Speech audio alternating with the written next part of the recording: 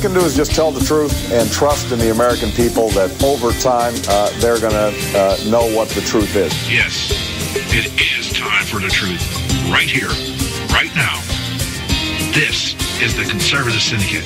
Real conservative talk from real conservatives. With your host, John Matthews. The latter-day prophet. Baying against the hypocrisies of our time. And Joe Hakos. You want answers. I want the truth. You can't handle the truth. The Conservative Syndicate is comprised of some of the most informed pundits and activists available today. Together, we seek to tear down the imaginary wall of separation between church and state through education, information, and engagement on the religion of politics and the politics of religion. And now, your hosts on the globally syndicated Conservative Syndicate, John Matthews and Joe Hakos. And how are we doing out there all across this great land of ours and around the world? It is that time. It is time for the Conservative Syndicate, once again coming to you live, coast to coast, nationally acclaimed, globally syndicated. We're glad to have you with us. Glad to have you with us this great day after another Super Tuesday primary and just so much else going on out there. So much going on out there. If you don't know by now, today Obama floated his Supreme Court nominee to replace Antonin Scalia, who passed away a few weeks ago. And as expected, it was a political pick, but not for the reasons we may have thought of. There's some aspects of this particular nomination that I think is mostly a guarded pick. And I think it was made and has been made more for the political advantage of being able to attack the Republican Party should they not choose or continue to stand their ground, that there will be no nominee hearing while Barack Obama is in the White House. Mitch McConnell came out and confirmed that today. But as we know, history has shown, especially the Senate, the GOP Senate, has such a tendency to cave in once the heat is put on. And I'm sure that's what Barack Obama had in mind by choosing this guy who, in the minds of many, is more of a moderate, right-leaning Supreme Court justice. But there's some aspects of his nomination that we're going to look at today as to why I believe that Obama picked this guy. He is kind of like, in some ways, a stealth candidate. There's nothing that's really out there that can be pinned on him in terms of his views on such things as abortion and same-sex marriage and things like that, which would be a perfect modi operandus of the left, to put somebody on there and have them turn out kind of like a John Roberts. Remember, John Roberts was chosen by the Bush administration. Everybody thinking he was going to be, a conservative and would shift this 5-4 majority thing that goes one way or the other, depending on the arguments that are being presented out there. And Roberts has pretty much turned into a liberal for the most part. Every now and then he'll try to side with the right, but most of the time he just ends up like his counterparts in the Senate and the House and just caves to what the liberal agenda is for fear of being ostracized and targeted in the media. The Supreme Court justices aren't real crazy about being out in the media. They like those dark robes do more than just hide their clothes.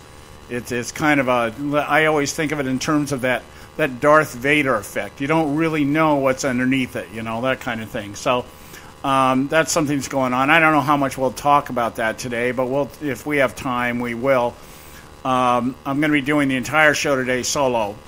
And I was going to bring some guests on, but I decided I didn't want to because something hit me last night. And it's been edging at me. It's been, I've been getting these impressions over the last few weeks. And last night, after the conclusion of the primaries and the show that we did yesterday, some things became really, really evident to me. And I thought I think we need to start spending some time examining exactly what we refer to, or what do we mean when we talk about elites and establishment politicians and operatives. And this segment that we covered most of the show yesterday from The Circus, the documentary that's out there on Showtime, and I played you some clips from some of the established GOP operatives, people that by their own admission have been involved in Republican politics since 1980. And all of them have had some hand, whether they be strategists, advisors, congresspeople, former RNC chairman. There was a little mixed bag out there, and they were being interviewed by Mark McKinnon for this show called The Circus. And some really insightful revelations came forth in this short interview, just in a short 4 or 5 minute clip that we watched. And it hit me like a brick today. I was on my way. I had to go down to the VA today, and on the way I caught part of Rush Limbaugh's show, which I do when I'm in the car, and whoever's on at that time, I'll listen to them. And Limbaugh pointed out some things in regard to what's going on with Kasich here. After Kasich took Ohio yesterday, Marco Rubio has suspended his campaign, which I'm going to take some time to explain to you what that means today, because a lot of people think that he's out of it, and by suspending the campaign, that's not what he did. So we're going to be talking about some of that. I'm going to try to fill in some holes here, maybe some voids, and hopefully we can start getting a bigger picture here of just how corrupt and elitist the Republican Party has become. And it's certainly not just within the last 2 election cycles. This has been going on for quite a while. And but I think there was a major shift in the paradigm thinking of the Republican Party after Ronald Reagan left office. And we're going to examine that. It may have began during the Reagan administration, for all I know. But it probably, if it did begin the way that I'm seeing it right now, it probably would have begun in the Nixon administration, and played out to a certain degree. But we'll get into that. There's just some historical aspects of this thing I want to take time to examine, maybe today and tomorrow, and maybe the whole week. I don't know, because that's what I like to do in this show. I like to exhaust topics. I like to, as much as I can dig up, and as long as the information I'm digging up appears to have some relevancy to some central point that I'm trying to get across to everybody, I'll continue to cover a particular topic or issue till we exhaust it, till we've gone as far as we can go in explaining what it is and how it's being used and what are the pros and cons of it, that kind of thing. That's what we try to do here at the Conservative Syndicate. So I'm going to hopefully spend some time. Well, I'm going to spend some time. I just hope that it will benefit you, our listeners, and you'll have a better perspective as to actually what's going on here. One thing has become really apparent to me, and that is we are really, really close, much closer than I thought just a few weeks ago, of losing our republic. And that's not, I'm not, by saying that, I'm not saying should the GOP implode, should the Donald Trump nomination become a reality, and we lose the election or we win the election. None of that has anything to do with what I see happening right now, because what is happening right now has actually been happening over at least the last 30, 40 years, as I said earlier. And so we're going to try to take an honest, objective look at some of this stuff, and I'll leave it to you to decide one way or the other whether I've hit the mark. So we're going to do that. And during the course of the day, we may be touching on Obama's Supreme Court nomination, because it might play into the narrative that I'm trying to get across to you at this point. We'll see how it goes. Anyways, time for our first break. So stay with us right here at the Conservative Syndicate. We do have a lot for you today. We'll be right back. You can catch all our archives at theconservativesyndicate.net. The Conservative Syndicate. Real conservative talk from real conservatives. When our water heater broke down last month, it was a nightmare. It took 5 hours for the plumber to show up, and he charged us a couple of $100 just to come out. Then it cost another $1,800 to put in the new water heater. By the time it was all said and done, I felt like I'd been taken. But what else could I do? The smartest thing you can do is get a home warranty from American Residential Warranty. Their home warranties pay to repair or replace all your major appliances when they break, and they will break, and at the worst possible time. Call American Residential Warranty right now for free information on home warranties starting at just pennies a day. Don't wait for your refrigerator to stop running or your ceiling fans to stop turning. Call American Residential Warranty right now. Ask how you can save up to 50% on washer and dryer coverage. Just call 1-800-790-5960. That's 1-800-790-5960. Again, 1-800-790-5960. Call now. Prices are for base buildings only. May not be available in some areas.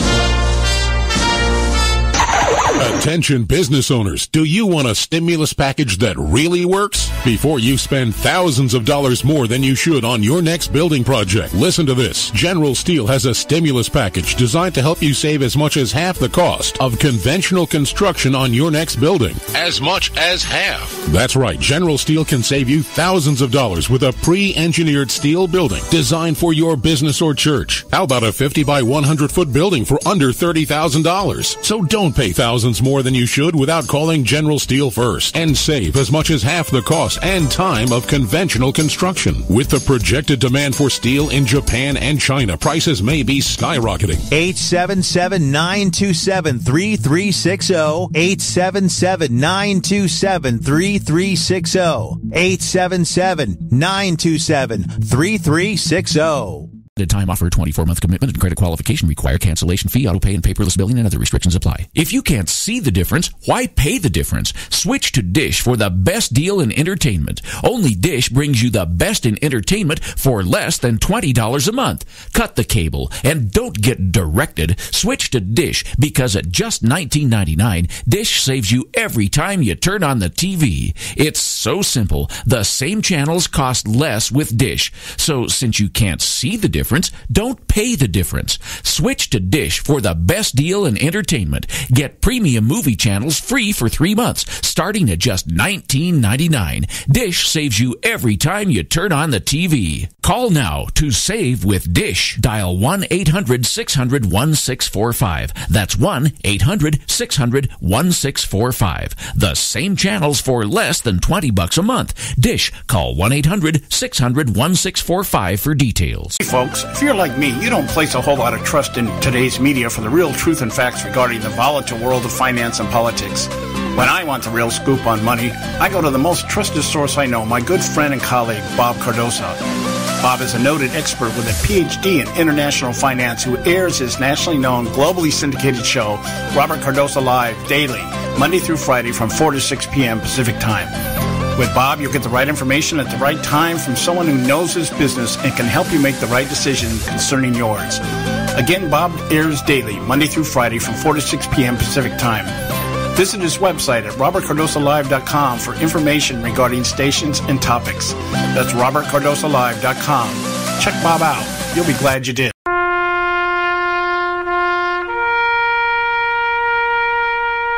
Read something recently worth thinking about. It's the soldier, not the campus organizer, who's given us freedom to demonstrate. It's the soldier, not the reporter, who's given us freedom of the press. It's the soldier, not the poet, who's given us freedom of speech. It's the soldier who serves under the flag, who defends the protesters' right to burn the flag. Isn't it time now to demonstrate that we support our troops? Were it not for the brave, there'd be no land of the free. Fred Thompson's message was brought to you by citizensunited.org.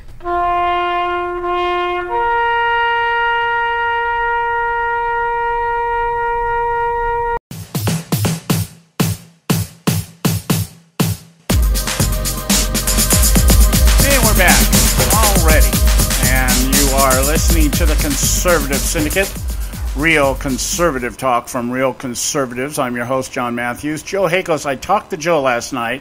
For those of you who want an update, I talked with Joe last night for quite a while.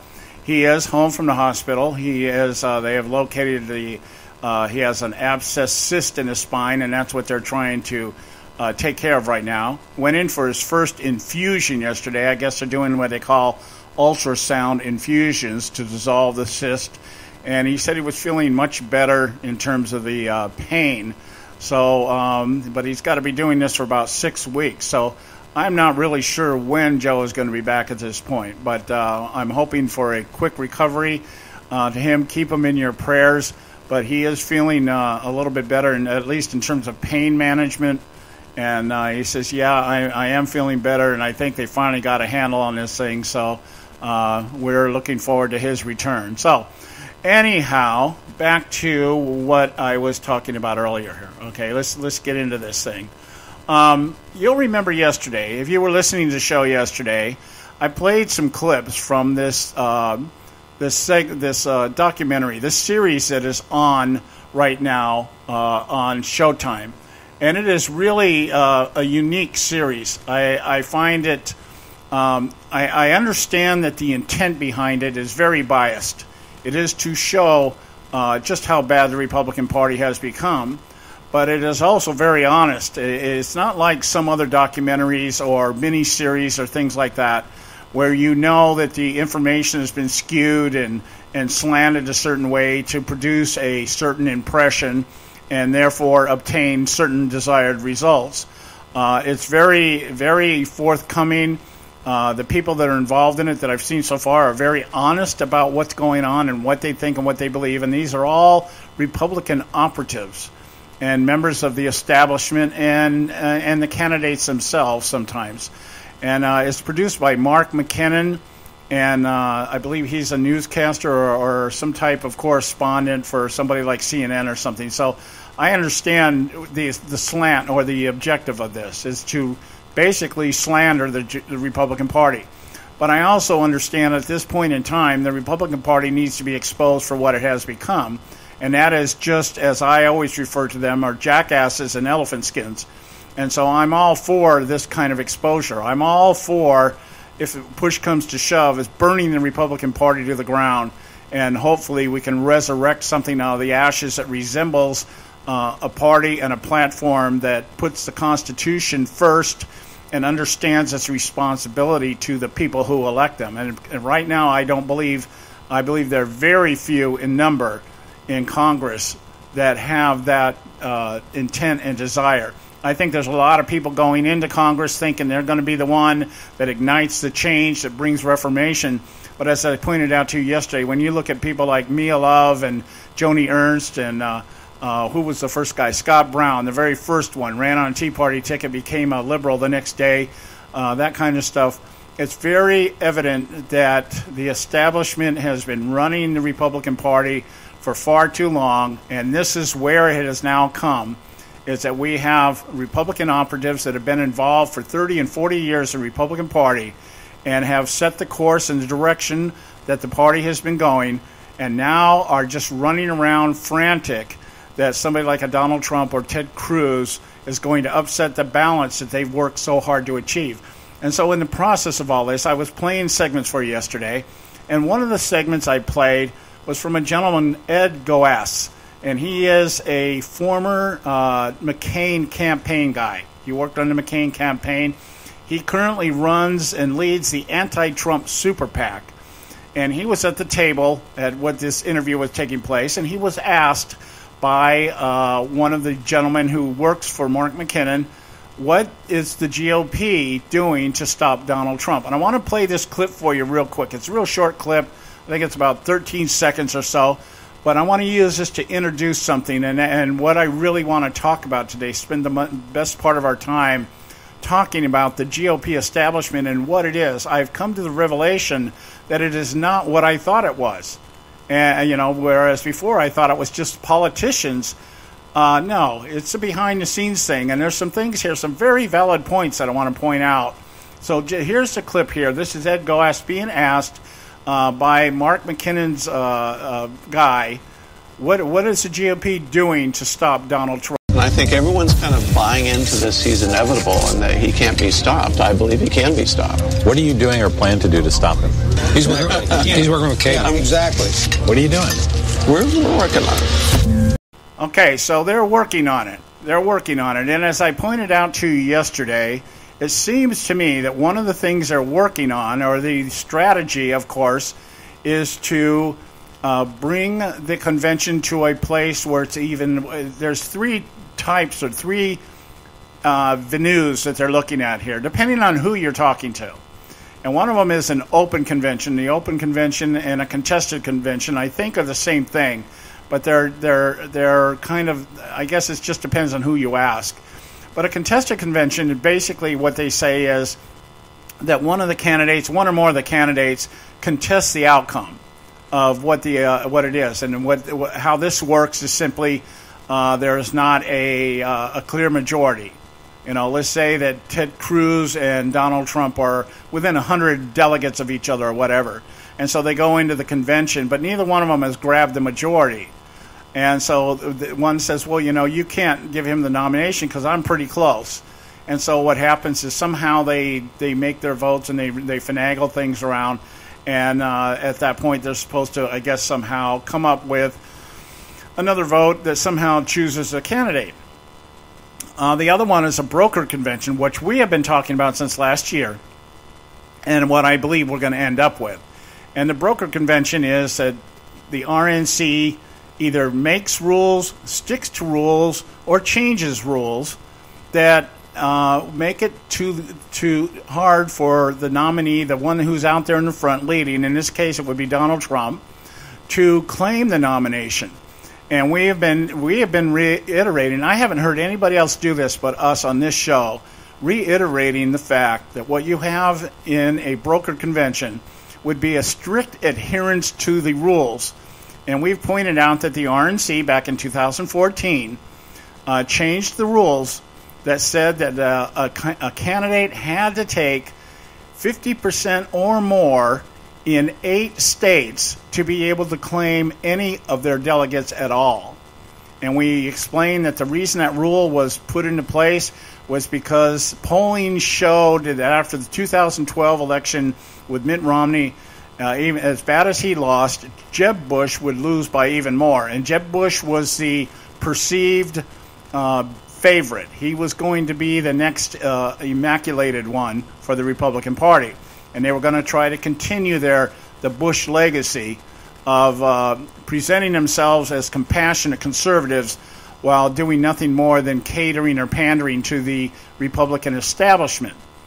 So just kind of keep that thought there, because when we get into talking about what elitists are and what the establishment consists of, that'll make a little bit more sense to you. But so that has always given me the impression that what we're dealing here when we talk about the establishment and the elites are the politicians, are the ones that are elected, and so they have between them, their little friendships and their little circles and their team of pollsters and fundraisers and special interests and lobbyists and all these kind of things, and between them, all those people keep them in power. Okay, now that's true, but what we're not taking into consideration here and what the establishment really consists of.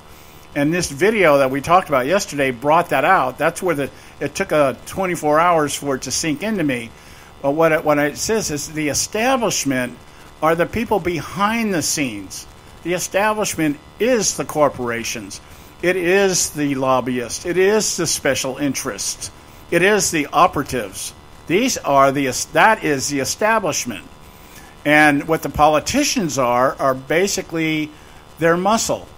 So they basically, through their special interest in lobbying and fundraising and everything else, basically set a direction that they want the party to go, and it's for self-gain. And then these politicians are the ones that have been basically bought off to advance that agenda. And you would think when I talk like that, we're talking about the Democrats. Well, here's the point. Both establishments do it, and both establishments have the same agenda, and that is power and wealth.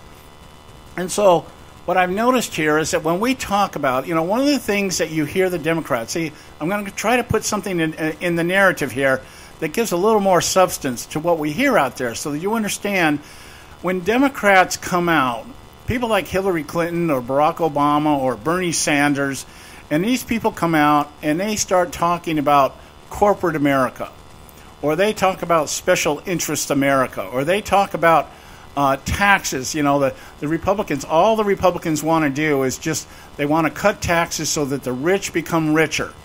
Okay? That is very true. I had never totally bought into that. I always thought, well, they're targeting the quote-unquote 1% because it's an easy target. That's an Alinsky tactic. Alinsky tactic is what? You find your demon, you localize them, you separate them from the batch, from the herd, and then you target them and you just beat them to death until such time that the narrative that you're projecting becomes the truth, whether or not it's true. But I'm now looking at this and I'm going, the Democrats have hit on something here, and they are telling the truth. What they aren't telling us is that the Democrats are the same kind of people. And the Republicans aren't coming back and countering this. They're not coming back and saying, well, Hillary Clinton, she's taken money from Goldman Sachs. She's taken money from the Koch brothers. She's taken money from all the special interests that she accuses us of being in with. Hillary Clinton is just as guilty of tax evasion as they accused Mitt Romney of being. Whether Mitt Romney is guilty or not, I don't know.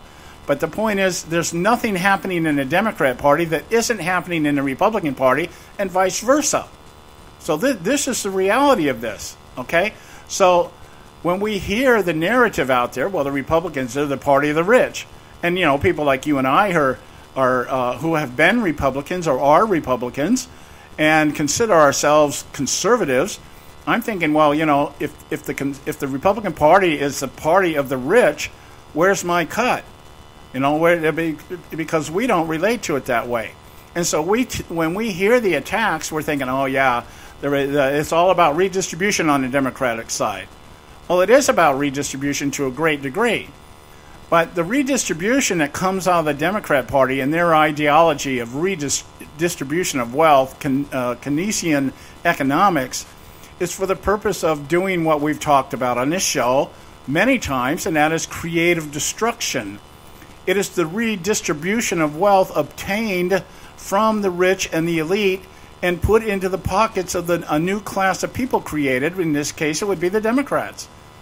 See, Barack Obama and the Clintons and all these other people out there, the Harry Reids, the Nancy Pelosi's, the Dianne Feinsteins, the Barbara Boxers, all these people have made millions and millions of dollars attacking republicanism, attacking the corporate world, when in fact they're very involved in the corporate world. Dianne Feinstein, one of the richest people in Congress, her husband is a real estate agent. He's just like Donald Trump. This guy is a millionaire 100 times over, maybe a billionaire for all I know. But he runs one of the largest real estate companies out here in California. They do commercial real estate. And they're huge. And they're rich because of it. And Feinstein has used her influence in the California Senate to make her husband even richer. Remember all these failed renewable energy things? Nancy Pelosi, her brother-in-law is the guy that was behind one of the companies that they were trying to fund through the government Reinvestment Act, the TARP, all that TARP money. Remember Solyndra? Solyndra failed, and they tried to do another one of these companies in Nevada with the assistance of Harry Reid. Nancy Pelosi's brother-in-law is the guy that was behind that. So it's like there is no difference. They're both playing the special interest game. They're both playing the lobbyist. The difference, I think, is this. The difference is, on the Democrat side, it is the politicians doing it for wealth and power. On the Republican side, yeah, the Republican politicians benefit from it, and some of them make a huge amount of money. Darrell Issa went into Congress when he went in, dirt broke, and is now, I think, the second richest guy in Congress. A real estate guy. Okay, he's made his money down in San Diego on real estate. Now, like who else? Like Donald Trump. But yet Darrell Issa is at the forefront of this anti-Trump movement. So what I'm getting at here is what we're seeing is the beginning of an implosion, not of the Republican Party, but of the Republican elites, the Republican establishment. And it's not the politicians. The politicians could care less whether they win or lose the White House. All they care about is, do they retain their place in the House and Senate, because that is where they make their money off of the people behind the scenes who are really the establishment and the elites, dictating to them what they need done through legislation and regulations to maintain their wealth. And in the process, they become wealthy themselves. So this is a really eye-opening thing here. And then how long it's been going on is even more astounding. So we're going to talk about that a little bit. We're up another break here. We're going to talk about more of this. Elitism, establishment types. It's not just your politicians. We'll be right back. Stay with us right here at the Conservative Syndicate. Don't go. You can catch all our archives at theconservativesyndicate.net. The Conservative Syndicate. Real conservative talk from real conservatives. Limited time offer, 24-month commitment and credit qualification require cancellation fee, auto pay, and paperless billing and other restrictions apply. If you can't see the difference, why pay the difference? Switch to Dish for the best deal in entertainment. Only Dish brings you the best in entertainment for less than $20 a month. Cut the cable and don't get directed. Switch to Dish because at just $19.99, Dish saves you every time you turn on the TV. It's so simple. The same channels cost less with Dish. So since you can't see the difference, don't pay the difference. Switch to Dish for the best deal in entertainment. Get premium movie channels free for 3 months, starting at just $19.99. Dish saves you every time you turn on the TV. Call now to save with Dish. Dial 1-800-600-1645. That's 1-800-600-1645. The same channels for less than $20 a month. Dish. Call 1-800-600-1645 for details. Attention taxpayers! If you've received a notice from the IRS or state, do not ignore it. It's also a big mistake to try and handle your tax problem on your own. If you owe back taxes, it's a fact that the government has the power to take everything you own, including your home, business, wages, savings, and your freedom. But here's the good news. There's a special toll-free tax hotline set up especially for you. This tax hotline will tell you about new programs that are geared to help you dramatically settle, reduce, or eliminate what you owe. But you have to call now. Take down this number or put it in your cell phone. But call 866-761-0959. 1-866-761-0959. When you call, you get free information on how you can reduce or eliminate back taxes, including penalties and interest. You can also be helped if you have unfiled returns, a tax lien, wage garnishment, bank levy, or if you've been entered into a payment plan but can't make the payments. Don't make the big mistake in thinking you can ignore or handle your tax problem on your own. You can stop the collection process immediately. Call this special tax hotline today for free info at 1-866-761-0959. That's 1-866-761-0959. 1-866-761-0959. Term life insurance. It can be a powerful way to protect your assets and your family. You work hard to earn and save your money to build a nest egg for the future. Don't let it get wiped out because you didn't plan ahead. Take the time now and make a small investment in $500,000 or more in quality term life insurance. Call the Term Lifeline and let us shop the best companies to give you the lowest rates. We specialize in policies of $500,000 and above. Ask about some of our 10 and 20-year fixed rate plans with guaranteed rates. Call the Term Lifeline right now for your free insurance quote. 800-870-3609. 800-870-3609. You owe it to yourself to protect your family and your assets. Make term life insurance part of that plan. Call the Term Lifeline right now. 800-870-3609. 800-870-3609. Folks, if you're like me, you don't place a whole lot of trust in today's media for the real truth and facts regarding the volatile world of finance and politics. When I want the real scoop on money, I go to the most trusted source I know, my good friend and colleague, Bob Cardoso. Bob is a noted expert with a PhD in international finance who airs his nationally known, globally syndicated show, Robert Cardoso Live, daily, Monday through Friday from 4 to 6 p.m. Pacific Time. With Bob, you'll get the right information at the right time from someone who knows his business and can help you make the right decision concerning yours. Again, Bob airs daily, Monday through Friday from 4 to 6 p.m. Pacific Time. Visit his website at robertcardosolive.com for information regarding stations and topics. That's robertcardosolive.com. Check Bob out. You'll be glad you did.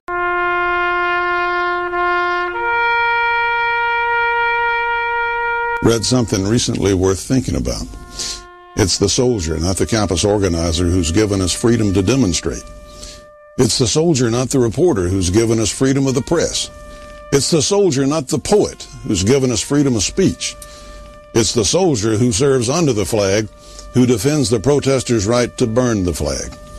Isn't it time now to demonstrate that we support our troops? Were it not for the brave, there'd be no land of the free. Fred Thompson's message was brought to you by citizensunited.org.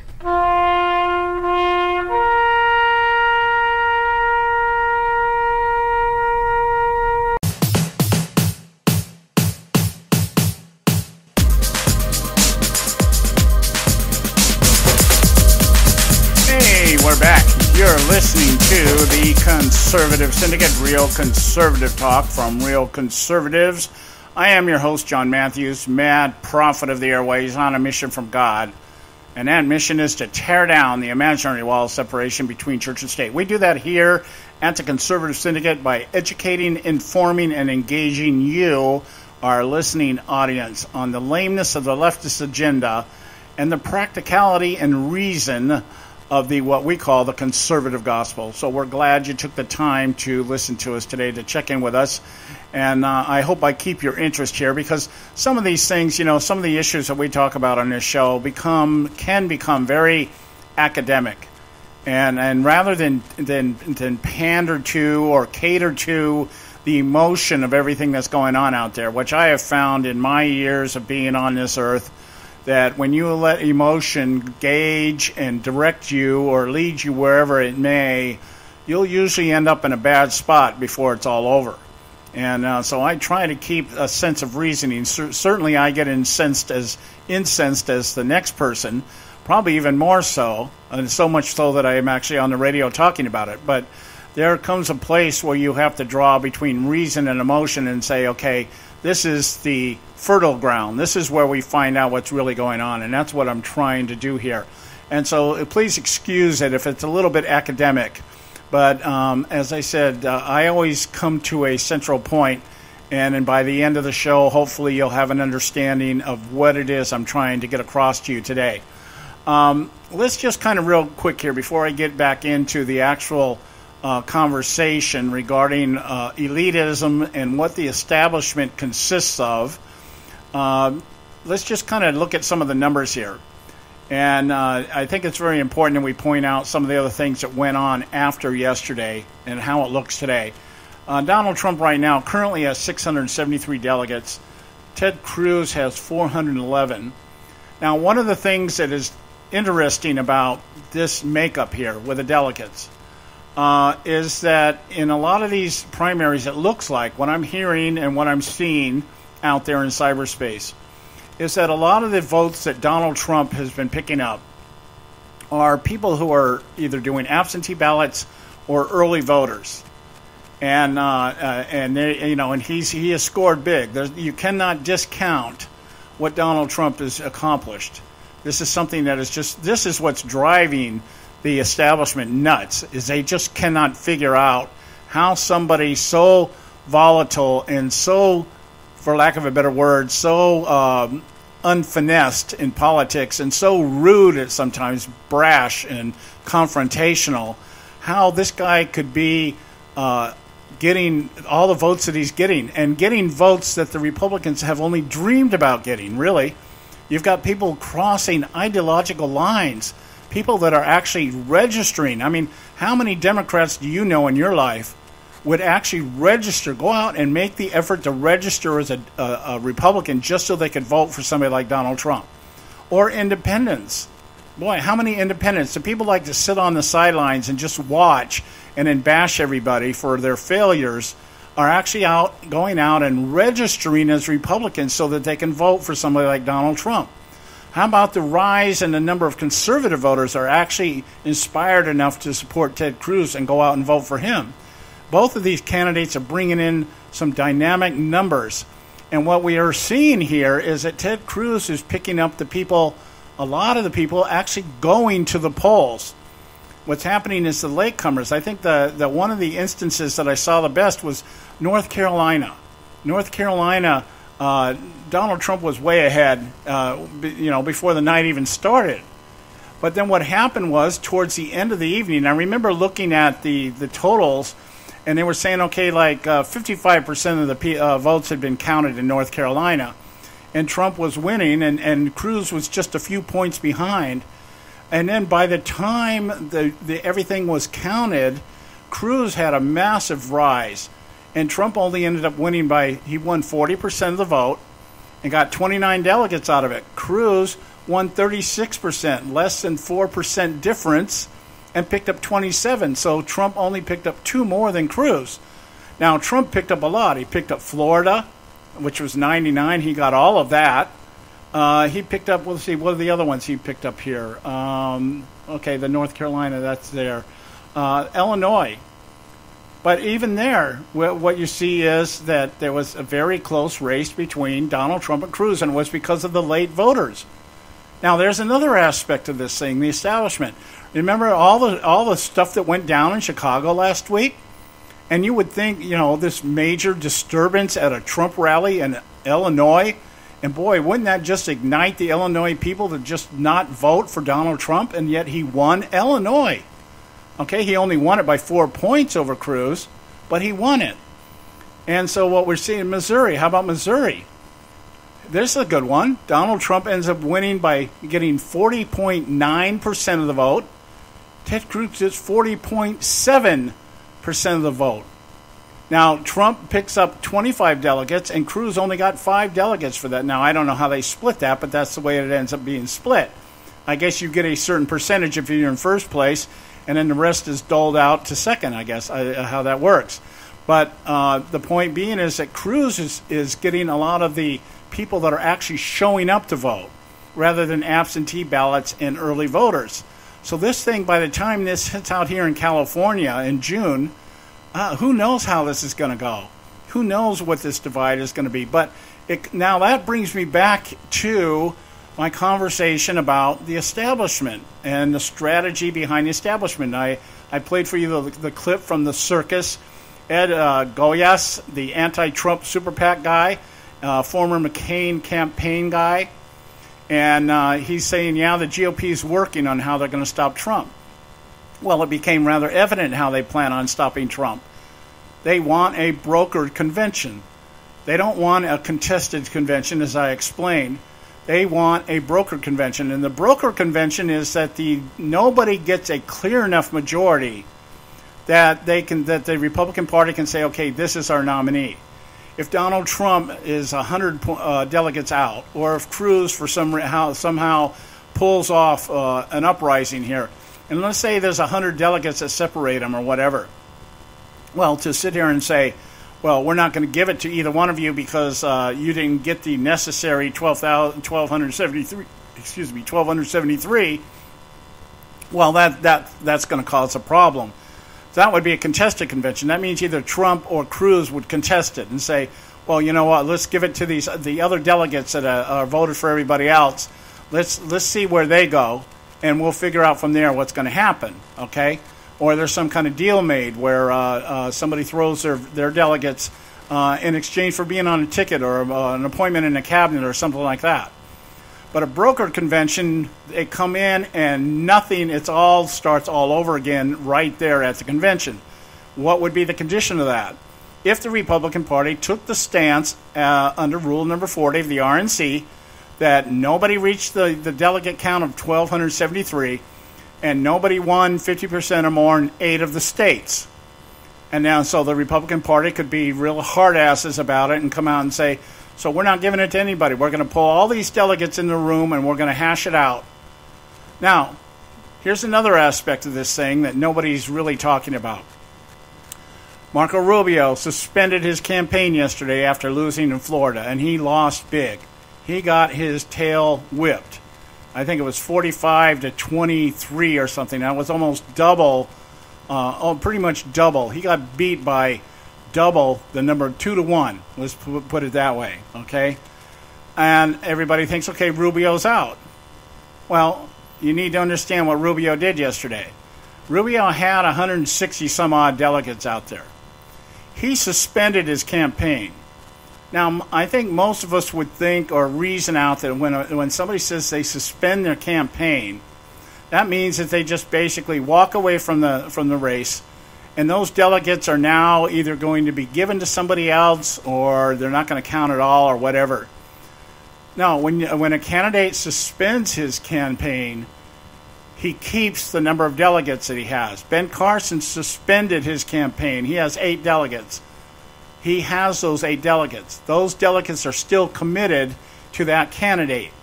And the only way they can be removed is if that candidate gives them to somebody through deal brokering, or there is a brokered convention, and all those candidates don't mean anything. None of the candidates mean anything to anybody, and they start from scratch. That's what Kasich is working for right now. That's why he will not pull out of this race anytime soon. Rubio was supposed to be sticking in to the end, but he's not.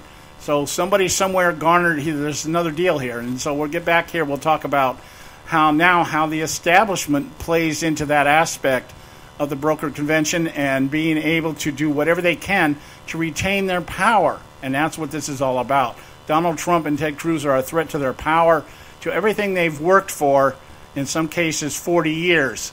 And it's all in danger of being blown to hell right now. So stay with us right here at the Conservative Syndicate. We'll be right back. You can catch all our archives at theconservativesyndicate.net. The Conservative Syndicate. Real conservative talk from real conservatives. Term life insurance. It can be a powerful way to protect your assets and your family. You work hard to earn and save your money to build a nest egg for the future. Don't let it get wiped out because you didn't plan ahead. Take the time now and make a small investment in $500,000 or more in quality term life insurance. Call the Term Lifeline and let us shop the best companies to give you the lowest rates. We specialize in policies of $500,000 and above. Ask about some of our 10 and 20-year fixed rate plans with guaranteed rates. Call the Term Lifeline right now for your free insurance quote. 800-870-3609. 800-870-3609. You owe it to yourself to protect your family and your assets. Make term life insurance part of that plan. Call the Term Lifeline right now. 800-870-3609. 800-870-3609. Hey folks, if you're like me, you don't place a whole lot of trust in today's media for the real truth and facts regarding the volatile world of finance and politics. When I want the real scoop on money, I go to the most trusted source I know, my good friend and colleague, Bob Cardoso. Bob is a noted expert with a PhD in international finance who airs his nationally known, globally syndicated show, Robert Cardoso Live, daily, Monday through Friday from 4 to 6 p.m. Pacific Time. With Bob, you'll get the right information at the right time from someone who knows his business and can help you make the right decision concerning yours. Again, Bob airs daily, Monday through Friday from 4 to 6 p.m. Pacific Time. Visit his website at robertcardosolive.com for information regarding stations and topics. That's robertcardosolive.com. Check Bob out. You'll be glad you did.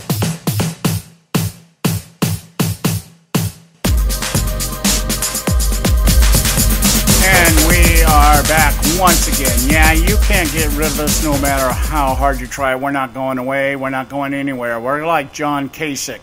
We're going to ride this thing out to the end. We're going to ride it out to the very end. I'm your host, John Matthews. You are listening to the Conservative Syndicate. Now, let me get right back to what I was talking about here before the break. The setup right here, or the way the numbers are looking right now, what we have here, I think it's pretty evident that right now Trump is almost halfway, if not more than halfway, to the 1,273 delegates that he needs. And my point is simply this.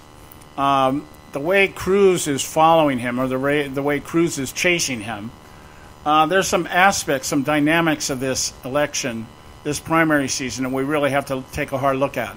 As I pointed out before, is that Cruz is really, in most of the primaries, he is really on Trump's tail. Trump isn't just winning hands over fist in most of the states that he's winning. Now, the Florida thing gave him a bunch because that's an all or nothing. The Ohio gave Kasich a bunch. I think it was 63 delegates or, something like that went to Kasich. 99 delegates went to Trump in Florida. But the rest of these results turned out to be proportional. And Cruz took a fair share of those. He took his fair share. For instance, in North Carolina, He took 27 delegates. Trump took 29, as I pointed out earlier. Missouri, Trump got 25, I guess, because of the percentage, or because you get a certain percentage, I guess, you finish first, and then the rest goes to, whoever's mopping up the floor. 25 to Trump and 5 for Cruz. In Illinois, I'm not sure the delegate split, but in Illinois, Trump won by 38%, and Cruz won 34%. So there's a 4% difference there. I don't know exactly how those stripped down. Ohio, of course, Kasich took those votes, and that has kept him alive. Now, I was talking about Marco Rubio, who suspended his campaign, just like Ben Carson suspended his campaign. They didn't pull out of the race. They suspended their race. Those delegates remain intact to those candidates. Rubio, I believe, had 161 delegates when he pulled out, or when he suspended yesterday after the Florida results came in. Now, I want you just to imagine this. The argument right now that's being presented by the establishment, not the candidates themselves, not the media. The establishment people out there, the operatives, the pollsters, the fundraisers, the super PAC people, the campaign people are out there talking about the fact that Cruz is going to be very strong in the West, and Kasich will be very strong in the Northeast. And some of these primaries that are coming up, one way or the other, could continue to play to their advantage, in that if Trump doesn't score major wins in either one of these two areas, then they're going to come into the end of June when the primary season ends. They're going to come. The primary season will end with nobody having a clear-cut majority, which would allow them then to do what? To come into a brokered convention. The brokered convention is if nobody has a clear-cut path, and the RNC can't change the rules without just a major uprising, which at this point I'm not even so sure that the RNC really cares about. Maybe the RNC, because the RNC is more representative of what the party is about, whereas the establishment is more representative of what the elites are about. I guess we could kind of look at it. I'm sure that Reince Priebus doesn't go into work every day figuring out how he can please all these special interest people as much as he thinks about how can the Republicans retain power. I think Reince Priebus probably wants the White House. It makes him look better, builds up his resume so that one day he can become a lobbyist or a special interest group in of himself. Or maybe he could be somebody's campaign manager and make millions of dollars doing that, that kind of thing. But I think for all intents and purposes, he's out there more trying to project it from a party angle, whereas the establishment doesn't care so much about the party. They care more about what the party preserves for them, their individual interests. And this is the eye-opener for me. See, I've always kind of looked at the Democrats as the ones that are out there just grabbing for power and money. And the Republicans are the ones who just want the power. That's how I've always looked at it. From the view of a politician, looking at it from a political perspective, that's how I've looked at things. I now see this as the fact that perhaps the Democrats are true when they say that the Republican Party is the party of the rich, because the rich are running or directing where the party goes, and everybody else is to fall in line. One of the things we played for you on the segments that we showed last night was one of the operatives out there, a fundraiser, saying that, hey, we're a hierarchical organization. Somebody sets the direction and says this is where it goes, and then everybody falls in line. It's not the politicians setting that direction. That's the point I'm trying to make here. And I've always kind of looked at it that way. I thought, okay, the Republican Party is trying to set a direction. Whether that direction is right or wrong is that's certainly the subject of all the debates we've been having over the last, at least last 10 years.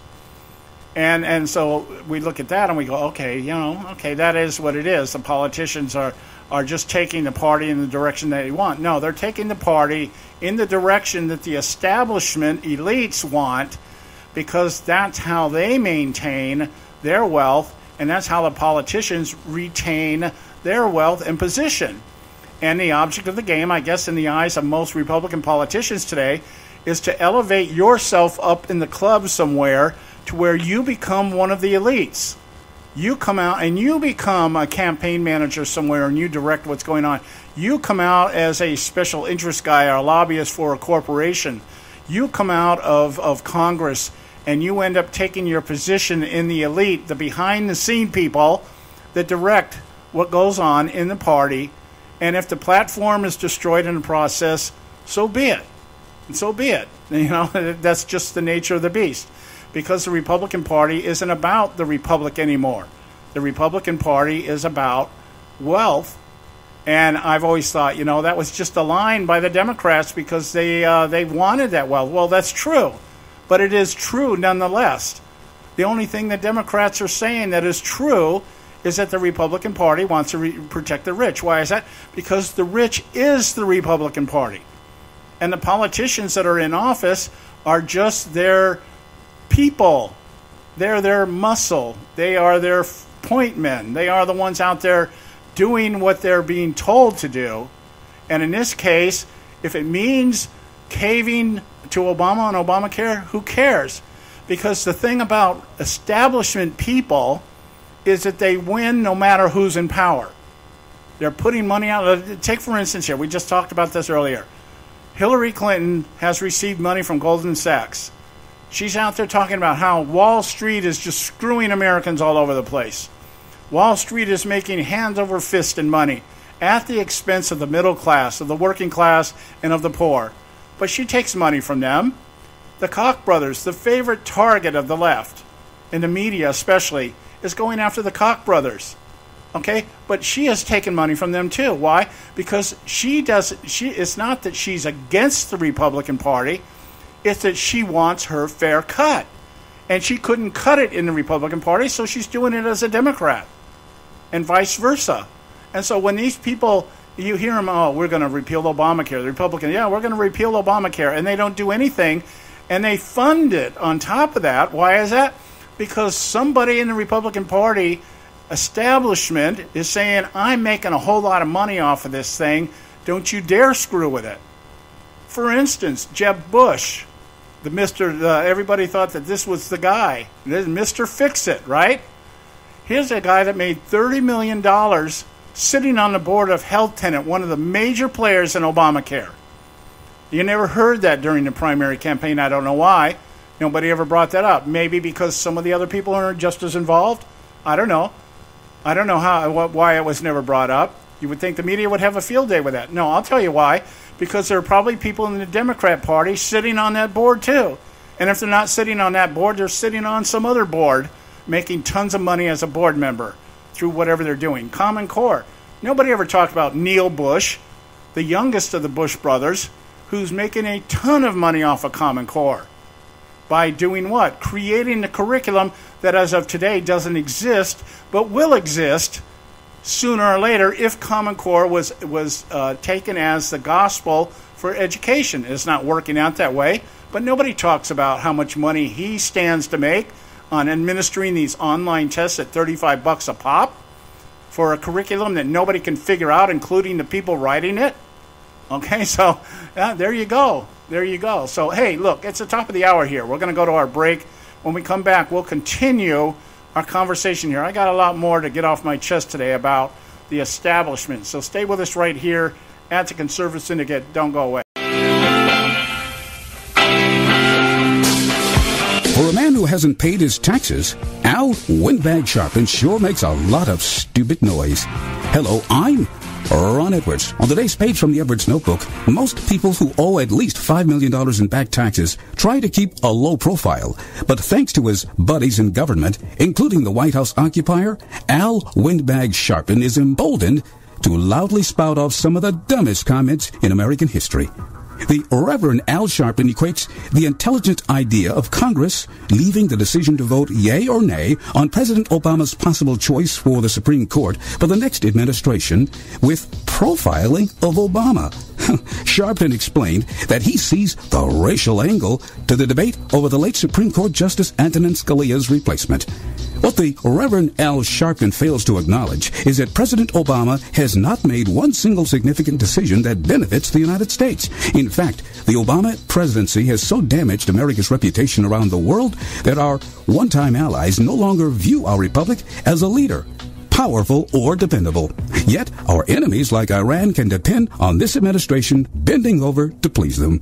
The good news is Reverend Al Sharpton said that he will leave the U.S. if Donald Trump is elected president. Oh, and he can take the suddenly outspoken Mitt Romney with him. Bye now. I'm Ron Edwards.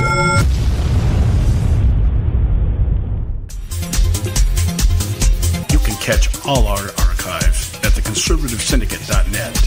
The Conservative Syndicate. Real conservative talk from real conservatives. Prices are for base buildings only. May not be available in some areas.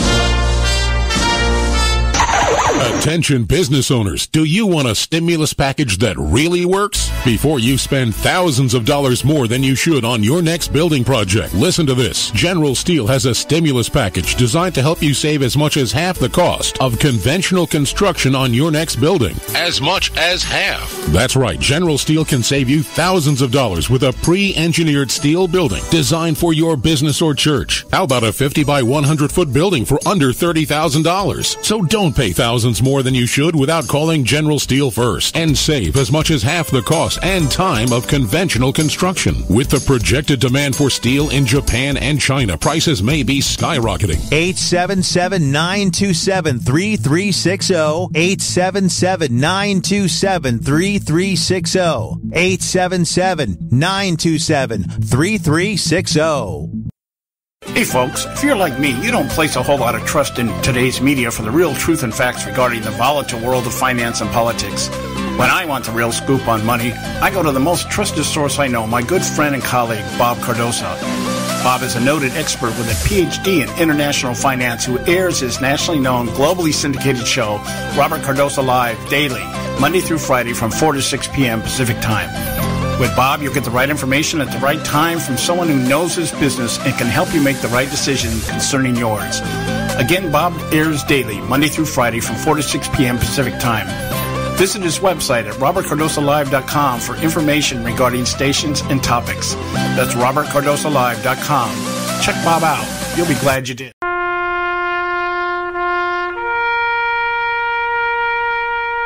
Read something recently worth thinking about. It's the soldier, not the campus organizer, who's given us freedom to demonstrate. It's the soldier, not the reporter, who's given us freedom of the press. It's the soldier, not the poet, who's given us freedom of speech. It's the soldier who serves under the flag, who defends the protesters' right to burn the flag. Isn't it time now to demonstrate that we support our troops? Were it not for the brave, there'd be no land of the free. Fred Thompson's message was brought to you by citizensunited.org.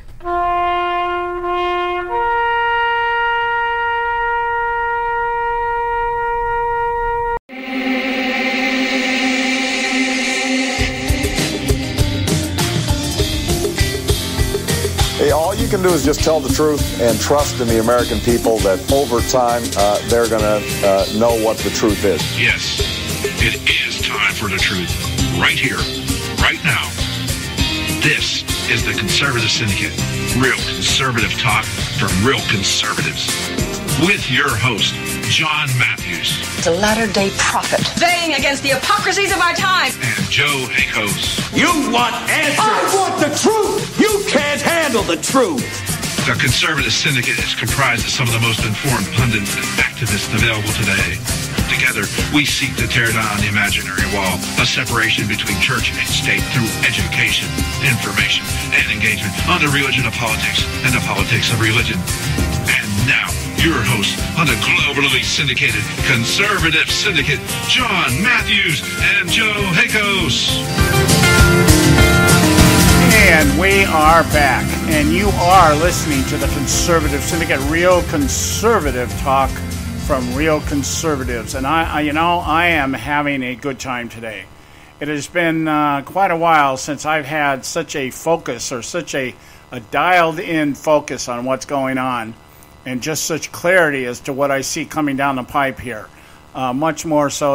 We've been on this show. We've picked things up, here and there, bits and pieces, and said, well, we see this going on, and we see that going on, and we see this happening, and we see that, and maybe that will lead to this, and that will lead to that. But this revelation as to who the Republican establishment is, we all know what the Democrat establishment is about. It's about wealth redistribution, not so much to their people as it is to themselves. The Republicans is more about retaining the wealth that they have amassed over the many decades that they have been around. The operatives that are out there that have directed the path and the course of the Republican politicians are trying to keep their wealth, and the Democrats are trying to take their wealth. But make no mistake, it is the elitism and the establishment types on both sides and that are at battle here. It's not you and I. We are just the collateral damage in this battle between the aristocrats and the wannabe aristocrats.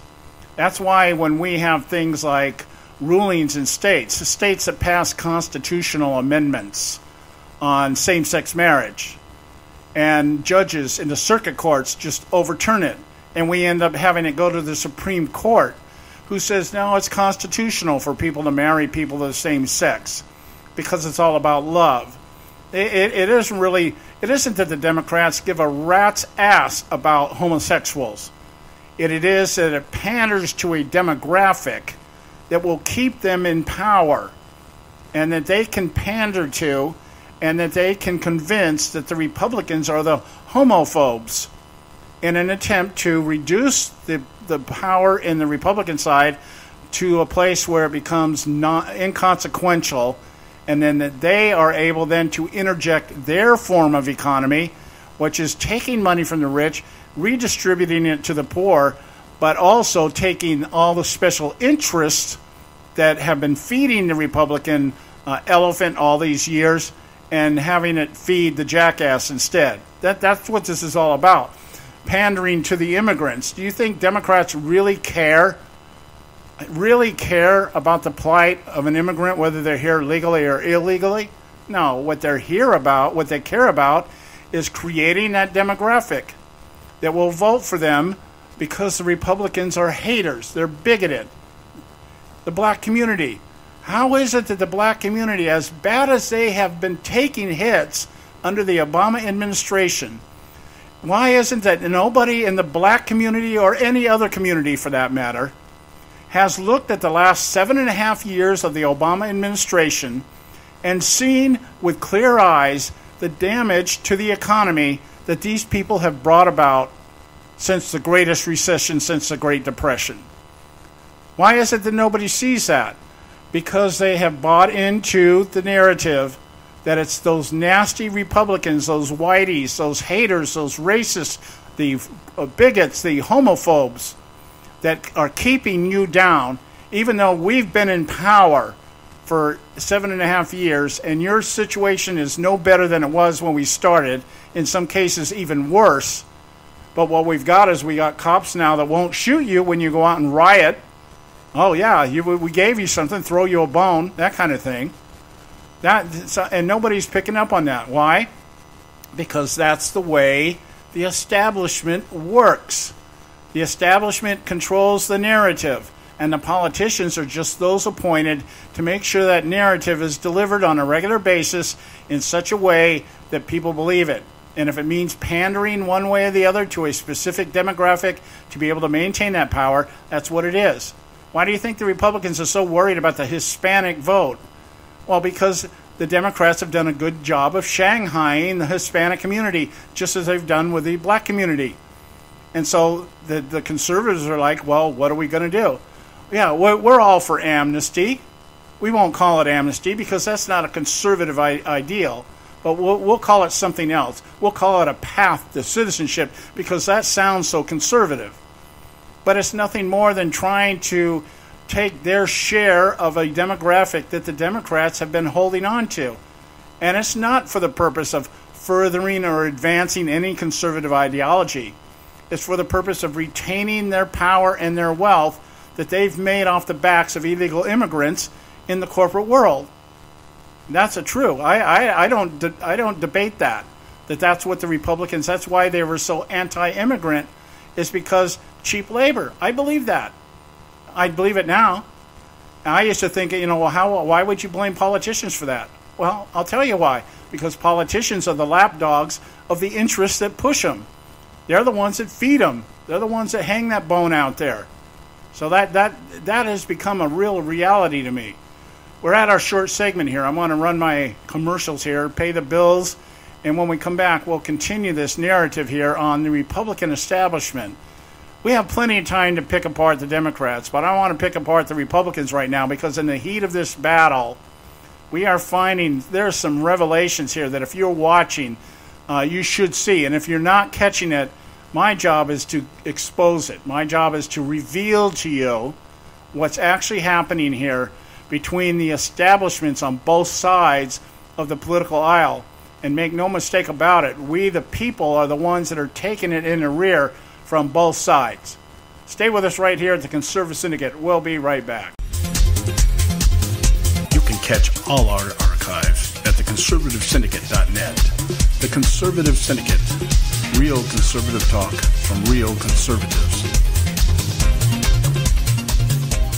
Limited time offer, 24-month commitment and credit qualification require cancellation fee, auto pay, and paperless billing and other restrictions apply. If you can't see the difference, why pay the difference? Switch to Dish for the best deal in entertainment. Only Dish brings you the best in entertainment for less than $20 a month. Cut the cable and don't get directed. Switch to Dish because at just $19.99, Dish saves you every time you turn on the TV. It's so simple. The same channels cost less with Dish. So since you can't see the difference, don't pay the difference. Switch to Dish for the best deal in entertainment. Get premium movie channels free for 3 months, starting at just $19.99. Dish saves you every time you turn on the TV. Call now to save with Dish. Dial 1-800-600-1645. That's 1-800-600-1645. The same channels for less than $20 a month. Dish. Call 1-800-600-1645 for details. Attention taxpayers! If you've received a notice from the IRS or state, do not ignore it. It's also a big mistake to try and handle your tax problem on your own. If you owe back taxes, it's a fact that the government has the power to take everything you own, including your home, business, wages, savings, and your freedom. But here's the good news. There's a special toll-free tax hotline set up especially for you. This tax hotline will tell you about new programs that are geared to help you dramatically settle, reduce, or eliminate what you owe. But you have to call now. Take down this number or put it in your cell phone. But call 866-761-0959. 1-866-761-0959. When you call, you get free information on how you can reduce or eliminate back taxes, including penalties and interest. You can also be helped if you have unfiled returns, a tax lien, wage garnishment, bank levy, or if you've been entered into a payment plan but can't make the payments. Don't make the big mistake in thinking you can ignore or handle your tax problem on your own. You can stop the collection process immediately. Call this special tax hotline today for free info at 1-866-761-0959. That's 1-866-761-0959. 1-866-761-0959.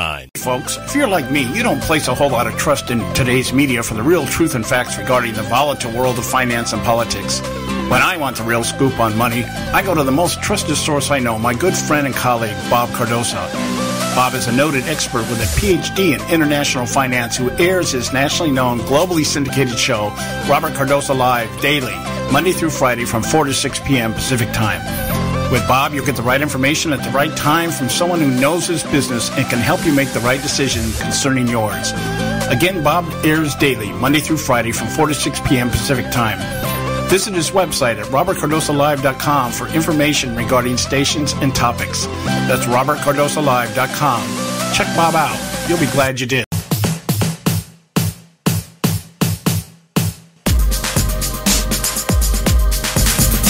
Hey, welcome back.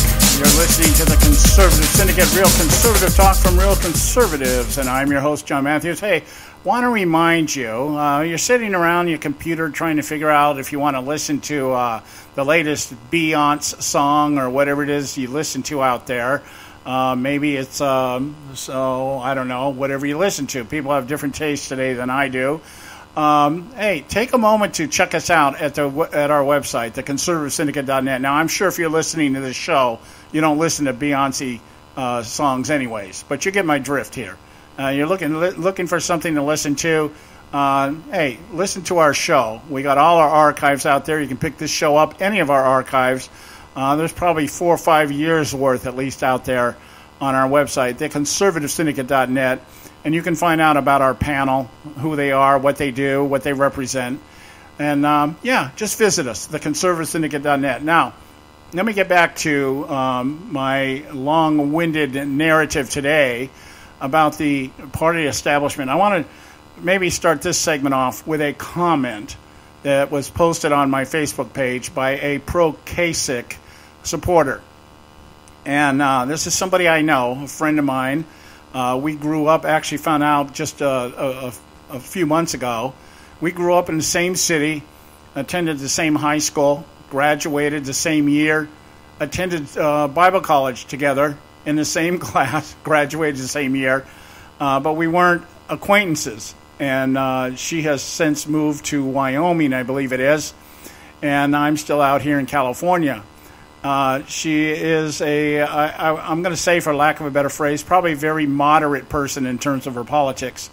And we probably don't agree on everything in terms of our theology, even though we came out of the same church. We went different directions, apparently. But anyway, all that said, I had posted something out there. I believe it was, somebody else had posted a picture of Hillary in an orange jumpsuit. And I guess the implication was that Hillary, they called her Hitlery, 2016, inferring that we would have a fascist-type president should she get elected. Now, that's something that was leveled at Barack Obama in 2008, 2012. It's something that's been leveled at Bush. Everybody thinks that everybody they don't like is a fascist, or a communist or socialist. I think that Hillary Clinton is probably more of a Marxist along the lines of Barack Obama, who I believe is a Marxist. So, but that said, she quotes, I'm going to read you what she posts here, and then I'm going to respond, and that'll take us into this next segment here. She says, not a Hillary fan, but the one on the political scene right now that you should be speaking out against is Trump, the closest thing to Hitler America has ever seen, and dangerous. Kasich could bring a sense of order back into the party, and I am praying for him. This is the establishment narrative. This is exactly what the establishment is using to justify and rationalize their anti-Trump, anti-Cruz agenda. That I guess right now it's just really starting to formulate, because it took the establishment too long to realize that the people out there are really serious about stopping what they've been doing for so many decades now, and that is advancing their personal agenda at the expense of the American people. And this is something that both sides have been doing for quite a while. The Democrats have just been doing it a little bit longer and better. But the Republicans have joined on. Somewhere the Republicans morphed into a populist, centralist, heading towards a progressive party ideology. And that is anything to protect my bank account. And that's what's happening here. Politicians are not about protecting our upholding our Constitution, not about protecting our civil rights, not about protecting our borders. It's about advancing the agenda of those who have power and money, and the politicians are just the people in charge. They're the people that are sent out there in the trenches on the front to make sure that all that wealth that's been accumulated is protected. All that power that has been amassed is not threatened. That's how they're looking at all this thing. And the Republican Party is now being exposed as being just as bad, and perhaps even worse, since they have the power right now, and they do hold a lot of the wealth, although the Democrats got their share of millionaires and billionaires out there. And so everything is about protecting the assets of the rich. And it doesn't matter whether you're Democrat or Republican. Both of us are taking it in the shorts. That's what we, the people, have got to come to this rude awakening and acknowledgement of, is that we are being taken and have been taken advantage of for too many decades.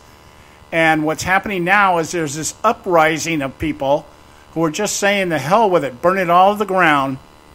And the establishment is like, wait a minute, that's my turf. You're coming into my turf, threatening everything that, that I've worked hard to achieve at your expense, and now you want me to stop doing what I'm doing? Make no doubt about it. The establishment is not going to go down willingly. They're not going to go away quietly. And so this idea that John Kasich will restore order back to the party, yeah, that's exactly what John Kasich would do. He would restore order back to the Republican Party. He would silence the opposition, because I'll tell you what, if he is picked at a broker convention, all these Trump people and all these new people that are out there voting for Cruz will just go home. They won't vote. And what will happen is Hillary Clinton will schnocker John Kasich worse than Barack Obama schnockered Mitt Romney in 2012. And for the elites and the establishments on both sides, that's fine and dandy to them, because the only thing that will really occur is their assets will be protected. Their position and their power will not be threatened anymore. It doesn't matter. When the Republicans talk about winning over everything, we played you a clip yesterday where one of the gentlemen on this little inner circle was talking, and he said, they asked him, what's more important, is winning the primary or losing the general election, or winning the primary or the election, the general election, whatever. And the response of the gentleman was, the winning is everything. If we don't win, the Republican Party implodes. It is gone. We'll never be able to fix it. And you think about that. Well, if Donald Trump was a Republican nominee and he won, why would that break the Republican Party? It wouldn't break the Republican Party. It would break the Republican establishment. That's what he was saying. And when they talk about winning, winning is everything. Winning means winning in their establishment elite circles, not winning the election for the purpose of protecting the people, of advancing conservative ideology, of protecting religious freedom or Second Amendment rights or borders or immigration or anything else. Winning means maintaining our base and our power. And it doesn't matter at whose expense it comes at. It's that's what the agenda is. Protecting us, not the country, not the people in the country, us. Those special interests, us lobbyists, those who've made millions and millions and billions of dollars off the backs of the American people, and we just continue to marginalize them. They were dumb enough, Jonathan Gruber's theorem, the stupidity of the American voter is a great political advantage. Lack of transparency is a great political advantage. When you can't see what's going on behind the scenes, it is a great political advantage. And that's why every election cycle, over at least the last 4 election cycles, has been, you keep us in power and we'll take care of the left for you. And then we keep them in power. We've given them the majorities they asked for, and they've done diddly squat. In fact, all they've done is line themselves up with the very people that we elected them to take down. Why? For personal protection, personal perseverance over anything else. That is what has been going on. And that is what a Trump candidacy or a Cruz candidacy threatens.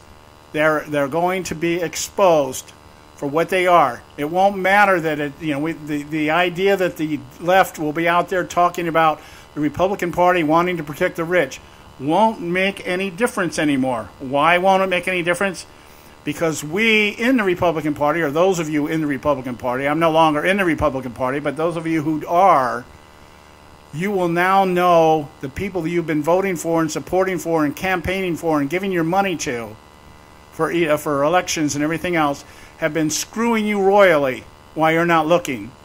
They've been sleeping with the old lady while you're out earning a living. That's what's been going on, and that's what's being exposed. That is what is endangering the Republican Party, not the party itself, because the party's already dead. The party is not following political ideology of a conservative. It's certainly not adhering to the Republican platform.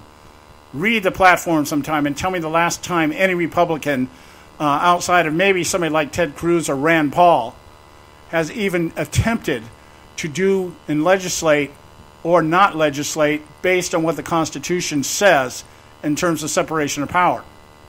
What we see is that it's about the establishment that is being threatened. The establishment is on the verge of being exposed, and if it's exposed, it will implode. The Republican Party's already imploded. It's just a matter now, do the establishment types decide to torch it all and burn it all and let us come and pick up the pieces and hope that something happens? Right now they're talking about floating a third-party candidate. Now, when Donald Trump threatens to go third party, what is everybody's upset? You can't do that. You can't do that. Hey, Donald Trump, you signed a pledge. You're going to support the nominee, whoever he is. Now, of course, if we happen to knock you out of the picture, just because you have the majority of delegates out there doesn't mean that you're the guy that's going to be that we want. And if we bump you off, as a solid, a faithful, loyal Republican, what are you supposed to do? You're supposed to fall in line, and you're supposed to go along with it for the good of the party, for the good of the institution, as John Boehner would put it. The institution is dead. The institution is corrupt. The institution is useless. What still exists is the power and the money and the wealth accumulated and amassed in those sitting in the halls of Congress at the behest of those who have placed them there. The campaign fundraisers, the campaign managers, the pollsters, the special interest groups. That's what we're dealing with here. That's what we're talking about. So yeah, John Kasich would restore order in the Republican Party. Well, not the Republican Party. He would restore order among the Republican establishment. And we would go right back to the same narrative of the Democrats out there talking about how Republicans are just the party for the rich, and they're doing it off the back of all you poor black folk and all you poor Mexicans and all you poor, they never refer to poor white people. For some reason, nobody thinks poor people can be white or white people can be poor, because it doesn't fit the narrative. And all you poor homosexuals out there who are so slandered and prejudiced against and discriminated against because of your sexual orientation, yeah, it's all back to the Republicans, the elitists, the rich, the haters, the homophobes, the racists, all that stuff. And we just go back to the normal dialogue that we've been carrying on and will continue to carry on, even if it doesn't work out this way. Even if Trump ends up being president, you think this thing is going to die out? Do you think for 1 minute that this Congress, who's being paid and bought and sold by the very establishment that's trying to take him down, you think they're going to cooperate with this guy? Do you really think Donald Trump is going to make all these quote-unquote deals? The only way he'll be able to do it is through blackmail. He'll have to blackmail these people into saying, you know what, this is what I'm going to show the public about you, because Donald Trump apparently has been making deals with all these people too. Donald Trump is kind of like the double agent, kind of thing. And even though I don't think that equates into good leadership, or will it equate into good decisions, it certainly is something that we look at and say, that's the problem. See, Donald Trump can expose a lot of what's going on here, because Donald Trump, for all intents and purposes, Donald Trump represents the establishment. He's been playing the establishment game for 50 years, for crying out loud. That's how he's become so rich. I pay, they bow down. I give them money, they do what I ask. That is the whole game. So Donald Trump is the guy doing it. He's the Don. And if he gets into power, he now has leverage that may force these people to do what he wants. But it won't be to the benefit of America directly. It'll be to the benefit of another group of establishment types. And who knows who that is? Maybe they're being out there formulated right now. Maybe it'll be independents will be the ones that become the establishment. Maybe the libertarians. Maybe the Democrats. I don't know. I mean, not that the Democrats already don't have their establishment, but you get my drift. Okay? It's time right now for moments of madness. Not that we haven't been talking madness all day.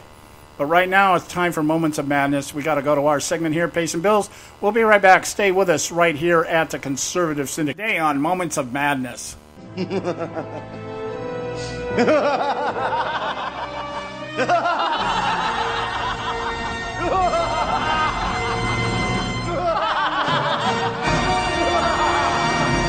The recent violence that has begun to appear across the country at Donald Trump rallies underscores the truth embedded in the old adage, those who failed to learn from history are too often the idiots that blindly repeat it.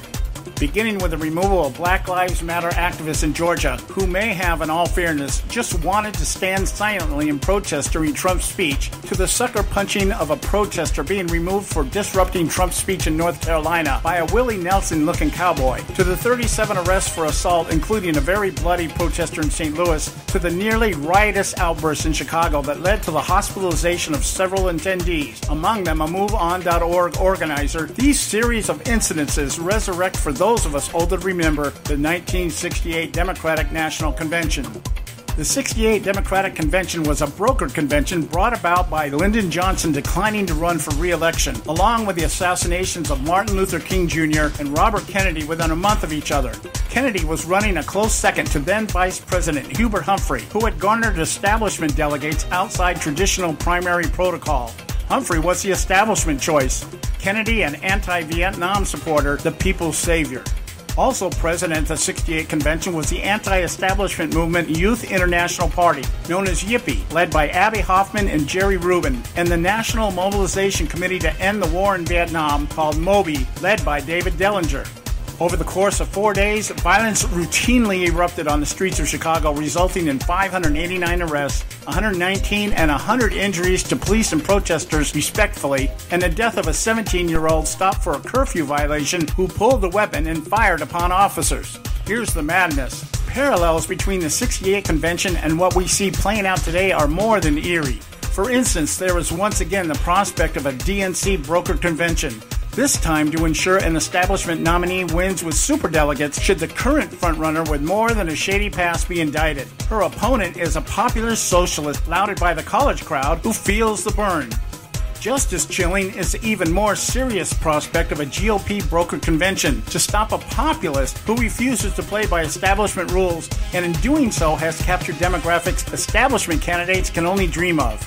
Following the 68 convention, another radical group formed at Ann Arbor, Michigan by Students for a Democratic Society called SDS. Founded by a radicalized Bill Ayers, the Weather Underground capitalized on the anti-Vietnam movement and the rise of the Black Panthers. The Weathermen, as they came to be called, participated in bombings of police stations and government installations like the Pentagon, along with riots that coincided with the trial of the Chicago 7, those who had been arrested on conspiracy charges the year before during the 68 Democratic Convention.